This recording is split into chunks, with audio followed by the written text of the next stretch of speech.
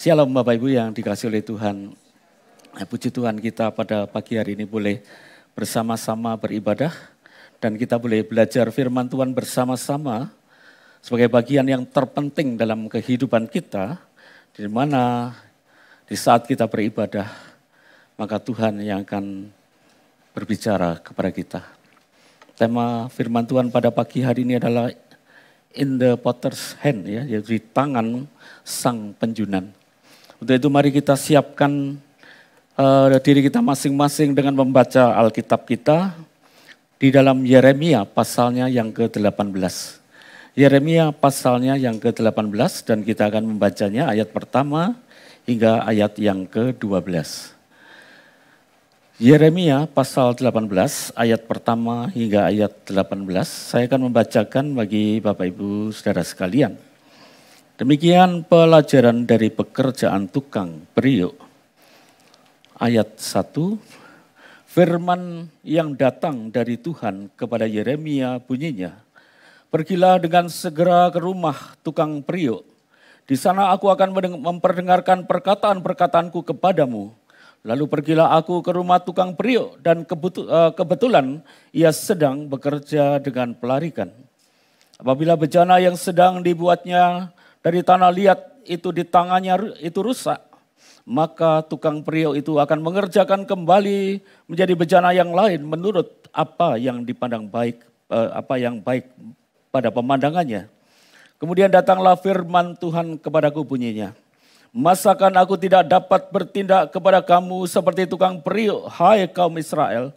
Demikianlah firman Tuhan, sungguh seperti tanah liat di tangan tukang periuk, demikianlah kamu di tanganku, hai kaum Israel. Ada kalanya aku berkata tentang sesuatu bangsa dan tentang suatu kerajaan, bahwa aku akan mencabut, merobohkan dan membinasakannya. Tetapi apabila bangsa itu yang terhadap siapa aku berkata demikian telah bertobat dari kejahatannya, maka menyesalah aku bahwa aku hendak menjatuhkan malapetaka yang kurancangkan ini terhadap mereka. Ada kalanya aku berkata kepada suatu bangsa dan tentang suatu kerajaan bahwa aku akan membangun dan menanam mereka. Tetapi apabila mereka melakukan apa yang jahat di depan mataku dan tidak mendengarkan suaraku, maka menyesalah aku bahwa aku hendak mendatangkan keberuntungan yang kujanjikan kepada mereka. Sebab itu katakanlah kepada orang Yehuda dan kepada penduduk Yerusalem, beginilah firman Tuhan, sesungguhnya aku ini sedang menyiapkan malapetaka terhadap kamu dan merancangkan rencana terhadap kamu. Baiklah kamu masing-masing bertobat dari tingkah lakumu yang jahat dan perbaikilah tingkah lakumu dan perbuatanmu. Tetapi mereka berkata, tidak ada gunanya sebab kami hendak berkelakuan menurut rencana kami sendiri dan masing-masing hendak bertindak mengikuti kedegilan hati yang jahat. Demikian jauh pembacaan firman Tuhan, berbahagialah kita yang merenungkan dan mengerti, menyimpan dalam hati dan melaksanakan dalam kehidupan kita masing-masing. Bapak Ibu yang dikasihi oleh Tuhan, Nabi Yeremia ini dipanggil oleh Tuhan untuk memberikan peringatan kepada bangsa Israel dan khususnya bangsa Yehuda dalam konteks ini. Di mana agar mereka itu bisa bertobat supaya mereka tidak mengalami akan disiplin daripada Tuhan atau penghukuman yang daripada Tuhan. Yang menjadi latar belakang dari kitab Yeremia. Pada saat itu Allah menyuruh Nabi Yeremia ke tempat yang bernama Ben Hinnom, itu sebelah selatan kota Yerusalem, ya. Ke rumah seorang tukang periuk dekat pintu gerbang, namanya pintu gerbang beling, ya. Mungkin ada banyak pecahan-pecahan periuk di sana, dan di sana mungkin tempat pembuatan periuk yang begitu besar. Disitulah Allah ingin memberikan satu pengajaran kepada bangsa Israel, bahwa Allah itu berdaulat untuk membentuk umatnya, baik Israel maupun Yehuda. Dan kita memahami Bapak Ibu sekalian, bahwa perumpamaan-perumpamaan yang demikian ini sering dipakai di dalam Alkitab. Seperti yang dilakukan dalam pengajaran-pengajaran Tuhan Yesus ketika dia di dunia, baik perumpamaan tentang pertanian, menabur benih, tentang pukat dan yang lain-lain, supaya umat itu bisa mengerti dan menangkap maksudnya. Peristiwa yang kita baca ini adalah di zaman Raja Yoyakim. Yoyakin ini anak daripada Raja Yoyakim yang memerintah atas Yehuda. Ya. Dia melakukan apa yang jahat di mata Tuhan, dikatakan seperti yang dilakukan oleh ayahnya Yoyakim, yaitu beribadah kepada berhala-berhala, dewa-dewa yang buatan daripada manusia, sehingga menimbulkan sakit hati daripada Allah. Kita tahu bangsa Israel tinggal di tengah-tengah bangsa-bangsa yang lain. Yang tidak percaya kepada Tuhan, yang menyembah kepada dewa-dewa dan berhala-berhala buatan tangan manusia. Dan kalau mereka melihat rasanya mereka itu, hidupnya lebih enak, lebih nyaman, begitu mereka tertarik untuk melakukan hal yang sama. Tetapi itu adalah dosa yang dibenci oleh Allah. Melalui peristiwa ini kita dapat belajar dari bagaimana Raja Yoyakin ini belajar dari Yoyakim ayahnya, sehingga keduanya sama-sama terjerumus ke dalam penyembahan berhala. Dari sini kita tahu Bapak Ibu sekalian bahwa kesalahan-kesalahan, dosa-dosa yang dilakukan oleh orang tua itu bisa menurun, dilakukan juga oleh anaknya, karena seperti pepatah yang mengatakan bahwa buah itu jatuhnya tidak jauh daripada pohonnya. Akibatnya apa? Kedua pemimpin ini sama-sama dibuang oleh Tuhan ke negara Babil. Celakanya bahwa perbuatan-perbuatan sang pemimpin itu terus kemudian diikuti oleh rakyatnya. Khususnya di sini bangsa Yehuda dan bangsa Israel sudah terlebih dahulu. Nah Bapak Ibu sekalian, akibatnya bukan hanya para pemimpin yang dihukum, maka seluruh bangsa Israel dan Yehuda juga dibawa ke pembuangan.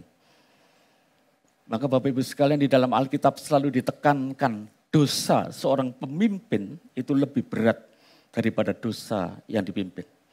Karena apa? Itu membawa dampak yang besar.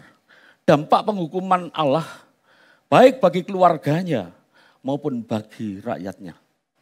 Ketika dulu bangsa Israel di perjalanan menuju tanah Kanaan, dia melawan bangsa yang besar, Amalek itu bisa menang walaupun mereka jumlahnya besar.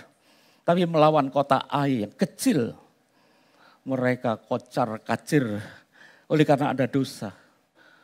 Seorang yang bernama Akan mencuri barang-barang yang harus dimusnahkan. Dan itu membawa korban bagi bangsa Israel. Akhirnya seluruh keluarga Akan dan juga seluruh harta bendanya lempari dengan batu sampai mati. Yosua pasal 7 ayat 24 sampai 25. Bapak Ibu sekalian, kalau di Indonesia mungkin orang pemimpin yang berbuat kesalahan juga pasti akan berdampak pada rakyatnya. Kalau mereka korupsi pasti menyangsarakan rakyat. Maka biasanya menjadi viral ya kalau di Indonesia. Buat seorang pemimpin, koruptor, dan seperti itu Bapak Ibu sekalian. Atau membunuh dan sebagainya. Maka itu bisa menjadi viral. Kalau yang jatuh dalam kesalahan itu pangkatnya kopral gitu ya, viralnya mungkin beberapa hari dan beberapa minggu. Tetapi kalau yang jatuh itu irjen ya, seperti Sambo gitu ya. Ini bisa berbulan-bulan dan beberapa tahun. Nah itu dampaknya akan demikian Bapak Ibu sekalian. Apalagi kalau yang jatuh dalam dosa itu orang Kristen, akan menjadi lebih viral. Karena kehidupan anak Tuhan, apalagi seorang pemimpin di negara ini harus menjadi contoh dan teladan. Tetapi jika mereka jatuh dalam dosa, hidup mereka sangat tidak menarik. Walaupun pangkatnya irjen ya Bapak Ibu sekalian, masih lebih menarik irjen sambal balado ya. Irisan jengkol sambal balado lebih menarik ya, daripada pangkatnya irjen tapi jatuh ya. Demikian dalam kehidupan bangsa Indonesia, bangsa Israel. Akibat dosanya mereka dibuang ke Babel. Baik Israel maupun Yehuda. Akhirnya mereka menjadi budak-budak di pembuangan dan hidup mereka sangat menderita. Tetapi sebelum Tuhan menghukum mereka, Tuhan mengirimkan Nabi Yeremia untuk memperingati supaya mereka bertobat. Seperti ayat-ayat yang sudah kita baca. Sebab pilihan Allah terhadap bangsa Israel dan Yehuda mengandung satu misi ilahi, yaitu keselamatan akan dunia. Ketika Allah memilih mereka, itu maksudnya supaya bangsa-bangsa lain itu bisa mengenal Allah yang benar. Dan mereka bisa percaya dan berada di dalam pengenalan yang benar akan Allah. Itu sebabnya Allah menyatakan akan dirinya kepada bangsa Israel sejak mereka di Mesir. Dengan mujizat-mujizat, dengan tangan yang teracung, dengan 10 tulah yang menunggang balikkan dewa-dewa di Mesir. Dewa-dewa itu tidak berdaya menghadapi Allah Israel dan bangsa Israel keluar dari Mesir.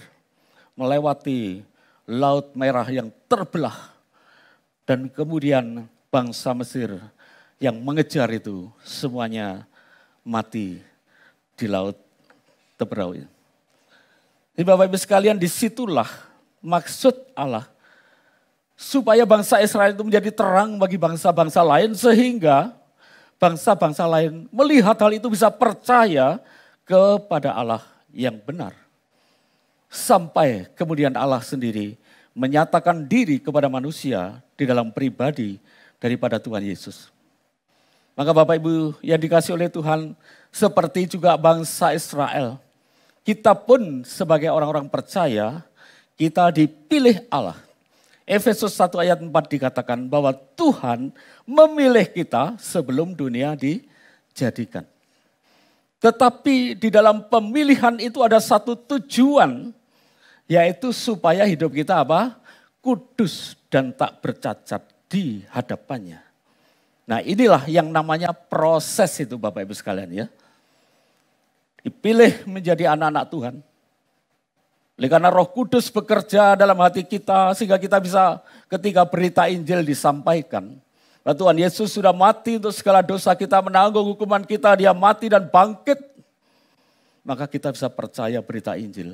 Karena Roh Kudus bekerja dalam hati kita. Itu tandanya kita dipilih oleh Tuhan. Kalau kita gak dipilih Tuhan, sampai mati pun gak akan pernah percaya. Dan akhirnya kita binasa. Jadi Bapak Ibu yang dikasih oleh Tuhan, kita ingat. Ketika Tuhan memilih kita, tujuannya untuk diproses menjadi tak bercacat di hadapan Tuhan. Dengan tujuan apa? Agar hidup orang-orang percaya ini menjadi berkat ya, menjadi terang. Dan orang lain bisa melihat kehidupan kita orang percaya itu. Dan ketika melihat kita, dia tertarik. Dan mereka boleh diinjili dan bisa percaya kepada Tuhan Yesus. Terlepas dari hukuman neraka, hukuman kekal yang sangat mengerikan. Itulah tujuan Allah memilih Israel maupun memilih kita menjadi anak-anaknya itu sama. Untuk menjadi berkat. Dan untuk menjadi berkat inilah hidup kita pasti akan mengalami proses. Proses ini bisa melalui kejadian-kejadian yang Tuhan izinkan terjadi dalam hidup kita. Melalui ujian-ujian maupun pencobaan-pencobaan. Yakobus pasal 1 ayat 17 dan 18, setiap pemberian yang baik dan anugerah yang sempurna datangnya dari Bapa segala terang. Padanya tidak ada kegelapan. Artinya apa yang dipandang baik oleh Bapa itu dilakukannya terhadap diri kita, entah ujian maupun pencobaan. Maka di dalam pencobaan itu kita akan dijadikan sesuatu yang mulia sebagai anak sulung. Anak sulung ini artinya apa Bapak Ibu sekalian? Yaitu anak sulung itu orang yang paling dekat dengan bapaknya. Yang bisa mengerti hati bapaknya. Karena bapaknya itu mengasihi anak yang terhilang seperti anak yang bungsu. Allah mengasihi umat manusia yang terhilang di dalam dosa. Dan Tuhan memproses kita menjadi anak-anaknya.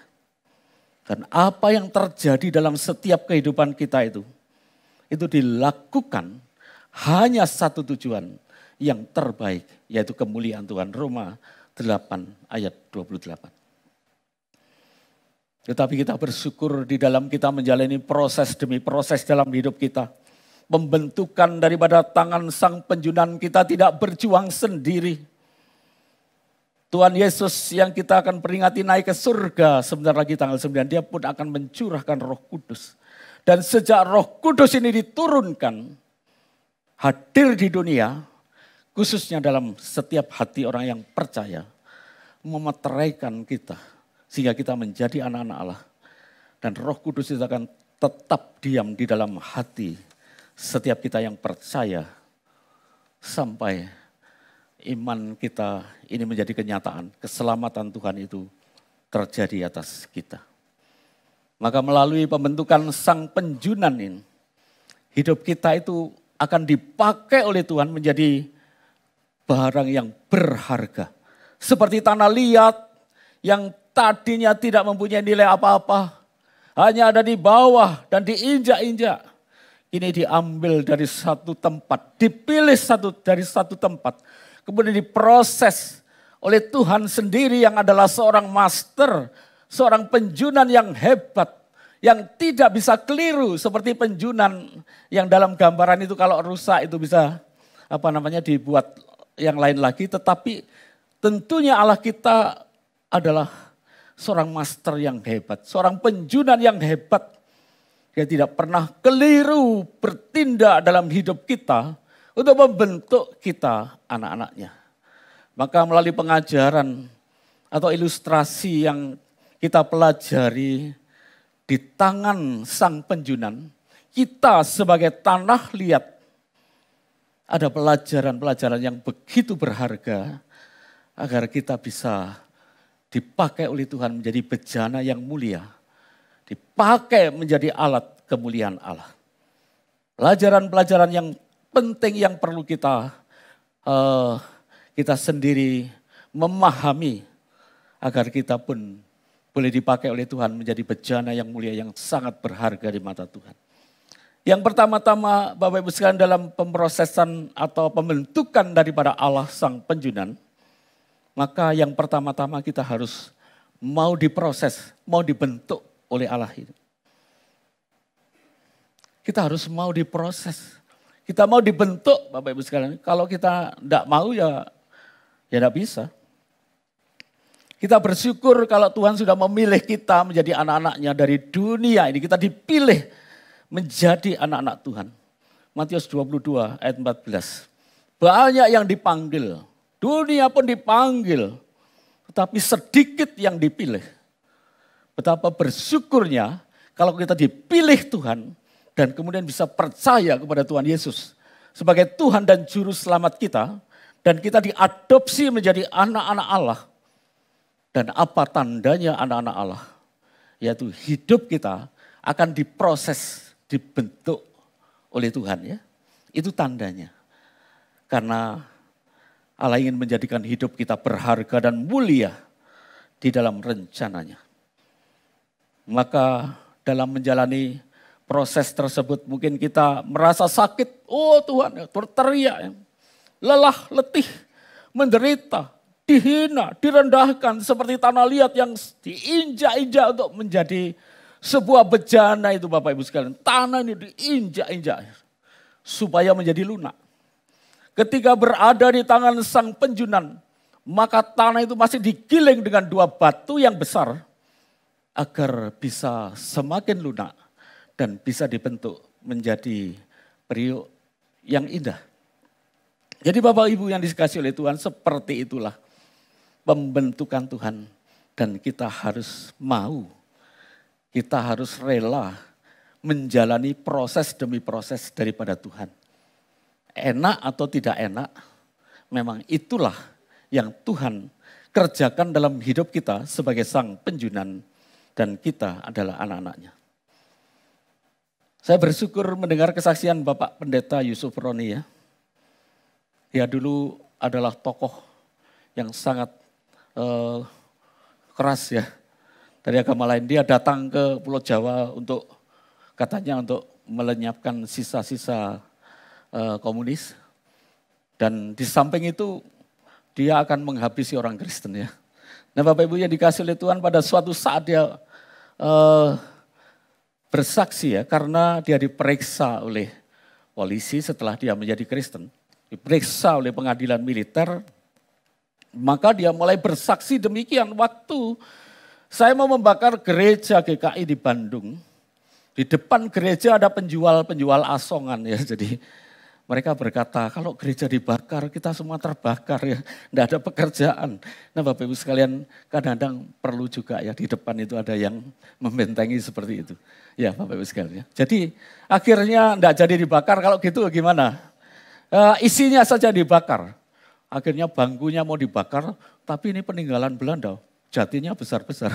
Tidak kuat mereka Bapak Ibu, tidak kuat ya. Akhirnya buku-bukunya saja dibakar. Ya di depan gereja biasanya Alkitab dan buku nyanyian. Dikeluarkan semua. Sebelum dibakar katanya, diambil satu untuk kenang-kenangan bahwa sudah ditaklukkan. Satu Alkitab ini dipelajari, dicari kesalahannya oleh Bapak Yusuf Roni. Akhirnya dia tercelik ketika membaca Yohanes 1 ayat 1 sampai 2, ayat 14 dan 18. Roh Kudus bekerja di dalam hatinya dan kemudian dia sadar bahwa sang kalam atau kalimat tulah itu yang pada mulanya bersama-sama dengan Allah. Ya Allah Bapa, Anak dan Roh Kudus itu bersama-sama. Dan kalam itu, kalimat tulah itu menjadi manusia.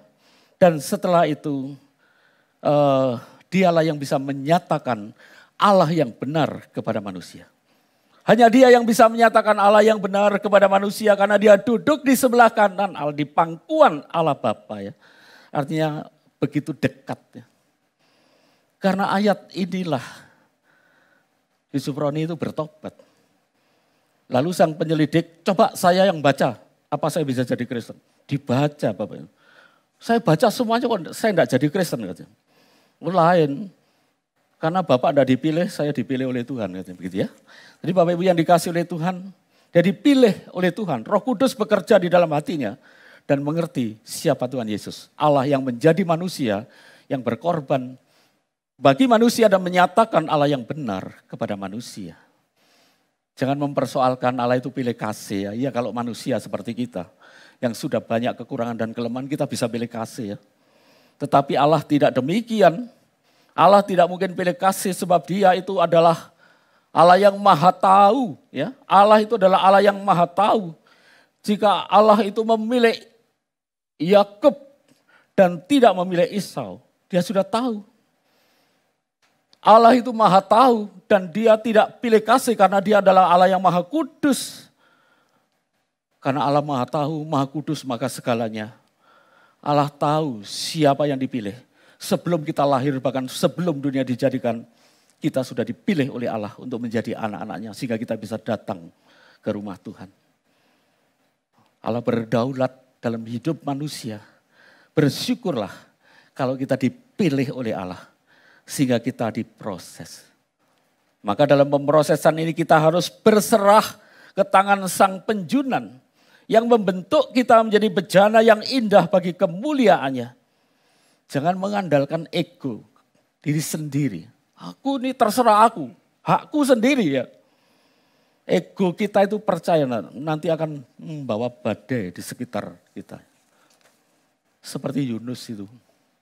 Ketika dia tertangkap karena melarikan diri dari hadapan Tuhan. Dia berkata, lemparkan aku ke dalam laut. Karena akulah badai besar yang menyerang kau. Jika dalam pembentukan itu ego kita yang lebih kuat. Bukan hal yang baik yang terjadi. Tetapi justru membawa badai yang besar. Itulah sebabnya Mazmur 37 ayatnya yang kelima dikatakan. Serahkanlah hidupmu kepada Tuhan dan percayalah kepadanya.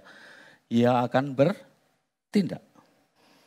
Dr. John Sung mengatakan Tuhan sedang mencari bukan orang-orang yang hebat. Tetapi orang-orang yang mau berserah di dalam tangannya. Jadi Bapak Ibu sekalian itulah yang pertama yang dapat kita pelajari bahwa kita harus rela, kita harus mau diproses dan kita harus berserah ke tangan Sang Penjunan. Yang kedua Bapak Ibu sekalian, kita bisa menikmati proses yang sedang Tuhan kerjakan dalam hidup kita. Lah kok aneh gitu ya. Kita bisa menikmati proses yang sedang Tuhan kerjakan dalam hidup kita sekalipun kita harus mengalami ya berbagai macam ujian dan pencobaan, berbagai macam hal yang terjadi dalam hidup kita. Entah itu sakit, penyakit, entah penderitaan, entah apa saja Bapak Ibu sekalian. Maka di situ Tuhan punya rencana yang terindah. Di dalam pemrosesan kita, di tangan Sang Penjunan yang mungkin kita ini dibentuk-bentuk. Dan Bapak Ibu sekalian, maka di situ ada Allah Roh Kudus ya. Yang dulu kita percaya kepada Tuhan Yesus. Menerima Tuhan Yesus sebagai juru selamat pribadi kita. Roh Kudus ada di dalam hati kita. Allah Roh Kudus ini yang akan mendampingi kita menjalani proses demi proses. Dia akan menolong kita, dia akan menghibur kita, bahkan memberi kekuatan senantiasa dalam menghadapi proses pembentukan daripada Sang Penjunan. Maka Bapak Ibu sekalian, kita harus mengikuti arus daripada Roh Kudus ya. Jadi hidup itu terasa berat kalau mengikut arus atau melawan arus Bapak Ibu. Kira-kira yang berat yang mana? Pasti melawan arus ya. Kita harus melawan arus, tapi arus dunia. Tapi arus atau bimbingan Roh Kudus kita harus nurut. Dan kita harus mengikut. Oleh karena apa? Roh Kudus pasti akan membimbing kita untuk dalam pengenalan yang lebih dalam akan firman Tuhan. Ya, Bapak Ibu sekalian dalam menghadapi proses demi proses dalam hidup kita. Sehingga kita terasa berat sekali ya. Kalau Tuhan proses kita ini anak-anaknya, kita sedang dibentuk untuk menjadi serupa dengan Dia. Seperti puji-pujian kita tadi. Untuk semakin kudus dan tak bercacat celah. Maka di dalam pengalaman-pengalaman yang berat, sadarlah Allah Roh Kudus mendampingi kita. Oleh karena itu, kita harus mau dipimpin dan diarahkan dan dikuasai oleh Roh Kudus. Efesus 5 ayat 18 dikatakan, janganlah kamu mabuk oleh anggur, karena anggur itu menimbulkan hawa nafsu, tetapi hendaklah kamu penuh dengan Roh Kudus ya. Orang yang dikuasai anggur itu bisa teler, bisa mabuk ya. Dan dia bisa lost control, tidak menguasai diri. Kalau orang dikuasai oleh Roh Kudus itu dibandingkan, maka hidupnya akan taat kepada Tuhan, akan nurut pada Tuhan, akan berjalan berdekatan dengan Tuhan, dan akan menerima pembentukan Tuhan, penyempurnaan di dalam Tuhan. Dia akan seperti burung Raja Wali yang terbang tinggi ya. Bagaimana burung Raja Wali itu kalau sudah terbang tinggi? Maka dia terus terbang ya, mengelilingi angkasa itu dengan mengikuti arah angin. Jadi Bapak Ibu sekalian, dia mengikuti arah angin. Yesaya 40 ayat 30 dan di 31 ya. Jadi diingatkan kepada kita bahwa kita akan dipimpin oleh Roh Kudus. Seperti burung Raja Wali yang bisa naik terbang tinggi. Kita tidak menjadi lesu dan tidak menjadi lemah. Tetapi kita akan bisa menikmati. Ya, ngalir saja. Bersama Tuhan. Apapun yang terjadi, terjadilah. Oleh karena itu terjadi di dalam Tuhan ya. Dulu waktu saya di Malang ya.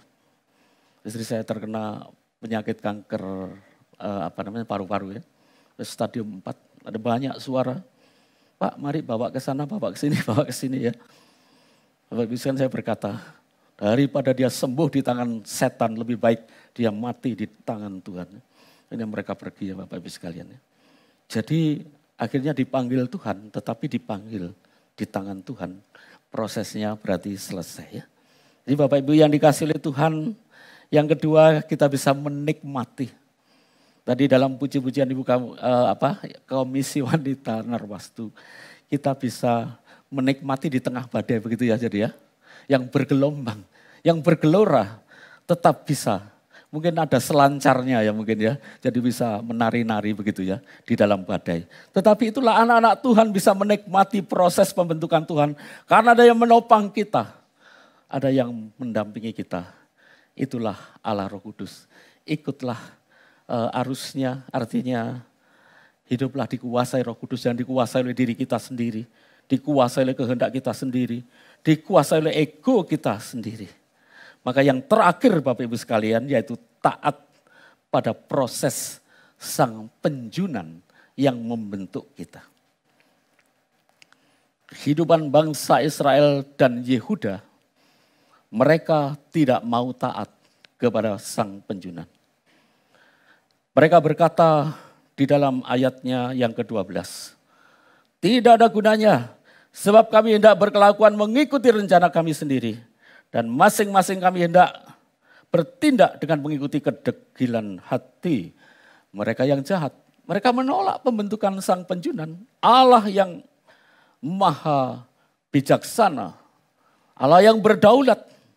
Akhirnya mereka dibuang ke Babil. Mereka dibuang ke negara Babil.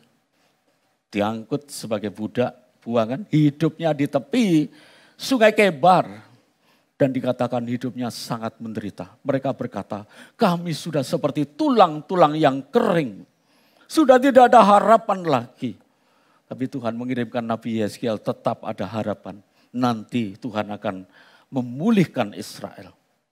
Nah, kalau ada sebuah lagu yang namanya di tepinya Sungai Babylon, ya itu Bapak-Ibu sekalian, kita tahu lagu itu adalah gambaran kehidupan bangsa Israel. Ternyata lagu itu sudah tertulis di dalam Alkitab ya. Luar biasa Alkitab kita ya. Bapak-Ibu sekalian, akhirnya bangsa Israel dipulihkan oleh Tuhan setelah berapa tahun? 70 tahun ya. Itulah pembentukan Tuhan terus terjadi. Dan mereka dikembalikan tetapi tidak semegah zaman dulu. Bait Allah yang dibangun oleh Ezra dan nama Nehemia tidak terlalu megah. Tetapi mereka harus kembali kepada Tuhan. Karena akhirnya mereka menjadi bangsa yang menggenapkan kedatangan Mesias ke dalam dunia. Tuhan Yesus datang melalui bangsa Israel. Tetapi ketika Tuhan Yesus datang, maka bangsa Israel berbuat apa? Menolak sang Mesias. Tidak percaya bahwa Tuhan Yesus datang sebagai penggenapan dari nubuat para nabi dan kitab Taurat mereka. Ini bangsa ini tegar tengkuk ya. Kalau bahasa Jawanya apa? Ngeyel ya Bapak. Terus menolak. Akhirnya Tuhan sebarkan mereka di seluruh dunia. Bangsa Israel tersebar ke seluruh dunia yang namanya diaspora. Tersebar. Tetapi rencana keselamatan Allah tidak pernah gagal. Karena Allah akhirnya memilih Saulus yang kemudian menjadi Paulus, menjadi misionaris yang kemudian mengabarkan Injil ke daerah-daerah Eropa dan Asia dan Eropa. Dan akhirnya Injil itu sampai juga ke Indonesia. Jadi Bapak Ibu yang dikasihi oleh Tuhan, walaupun sebagai umat pilihan Allah mereka menjadi orang-orang yang terkenal, sangat-sangat jenius ya. Komputer, WA, HP itu semua ciptaan orang-orang Yahudi, orang-orang bangsa Israel. Nah, Bapak Ibu yang dikasihi oleh Tuhan, tapi saatnya Tuhan menjadikan bangsa Israel menjadi tanda. Jikalau mereka sudah akan kembali ke tanah Israel, ingatlah kedatangan Tuhan sudah mendekat. Matius 24 ayat 32 dan 33, tariklah satu pelajaran. Apabila itu pohon ara, ranting-rantingnya mulai melembut dan bertunas, musim panas itu sudah mulai dekat. Bersiaplah kita sekalian saat Tuhan nanti datang kedua kali, baik secara pribadi maupun secara umum. Sudahkah pemrosesan dalam hidup kita itu sudah selesai? Sehingga akhirnya kita juga menjadi bejana yang mulia, yang dipandang indah bagi kemuliaan Tuhan. Mari Bapak Ibu sekalian, terimalah proses itu. Dan ingatlah bahwa kita bisa menikmati proses. di tengah-tengah badai yang bergelombang, maka kita bisa disertai oleh Tuhan. Dan akhirnya biarlah kita senantiasa mau taat kepada Tuhan, sehingga hidup kita menjadi bejana yang indah. Dan boleh menjadi berkat bagi banyak orang, karena tujuan Tuhan memilih kita untuk apa? Kudus dan tak bercacat. Agar orang lain bisa melihat kehidupan kita dan mereka bisa percaya, tertarik melihat kehidupan kita. Mereka bisa mengenal Tuhan Yesus secara pribadi. Dr. John Sung mengatakan demikian, bejana yang kotor tidak akan dipakai untuk barang yang mulia. Marilah kita mengikuti proses Tuhan. Dipilih Tuhan sebelum dunia dijadikan. Supaya kita apa? Kudus dan tak bercacat di hadapannya. Serahkan hidup Bapak Ibu sekalian di tangan Sang Penjunan yang agung. Seorang master yang tidak pernah keliru. Percayalah, dia sanggup menjadikan kita bejana yang indah. Yang dipakai untuk hal-hal yang mulia. Bagi kemuliaan kebesaran Allah, pelebaran kerajaan Allah di dunia ini. Ingatlah, kita tidak berjuang sendiri. Ada siapa? Allah Roh Kudus beserta dengan kita. Tuhan kiranya menolong kita menghadapi proses demi proses. Sehingga hidup kita mampu menjadi bejana yang terindah di hadapan Tuhan. Hidup kita boleh menjadi berkat bagi sesama kita. Tuhan memberkati kita semua. Mari kita berdoa.